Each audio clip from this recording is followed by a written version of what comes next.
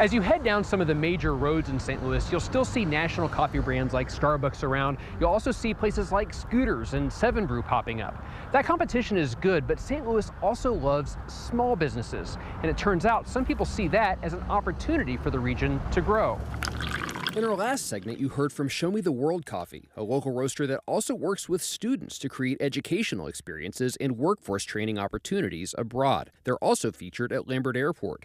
Show Me the World is one of several successful graduates from the Entrepreneurship and Innovation Center at the University of Missouri, St. Louis. We sat down with Dr. Scott Morris, the director of the center, to discuss what's helping St. Louis small businesses get started. We're trying to work with those businesses that have established product market fit, they're already underway, and they're getting strong references from the members of the ecosystem that kind of precede us. And then we'll take them to the next level. So we're helping them with the business plan, the investor presentations that will get them the funding that they need to really scale. What are you helping some of these businesses with when you help them get off the ground? What kinds of things do small businesses need when they're first starting out? We love to take a business that says, I'm growing so fast I don't know what to do. I can't keep up with it. What we do is we help them write an investment-ready business plan. We get them ready to get to that next level where they can go get funding to really start to invest in their company and really have that explosive growth. Today we're talking a lot about small businesses and especially coffee shops. And anecdotally, it seems like St. Louis has a lot of locally owned restaurants, cafes, and coffee shops. Why do you think that is? St. Louis is unique that way, so a lot of the businesses that are established here, you even look at just the grocery stores, the Schnucks and the Dierbergs, these are family-owned local businesses that it just matters to St. Louis. I can't tell you why.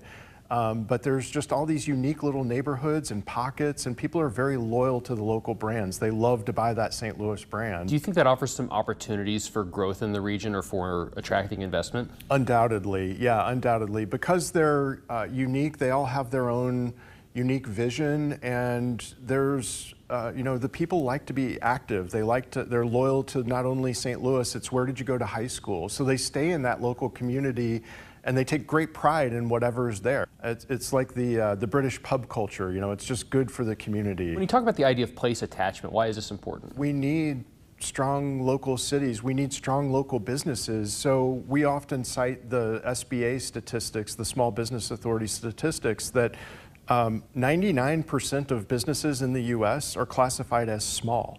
Small businesses are the backbone of the U.S. economy, and perhaps even more so in a place like St. Louis, where people are just so loyal to their communities. Are some of those small businesses being threatened right now because of inflation or other factors? Unquestionably, and there's the Amazoning of a lot. The convenience factor definitely weighs in, but I do think St. Louis, in that regard, is particularly resilient to, maybe compared to other places where we do have that strong sense of community. Yes, we like the convenience of the big brands, maybe the pricing, but there's always that local culture and that local flair that's still part of us. It's in our DNA. When you talk about opportunities and challenges in the St. Louis region, what opportunities do you tell people about here? Yeah, the ecosystem is incredibly strong. So there is a ton of programming. As I say, we're kind of working in splendid isolation now. UMSL, I like to think that we're one of the members of the ecosystem that is really trying very intentionally, and we have a ton of programming. There's just a lot of interest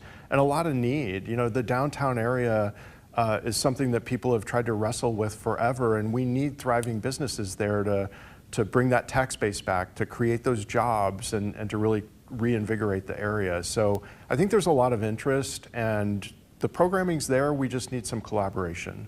What would help small businesses move forward in St. Louis?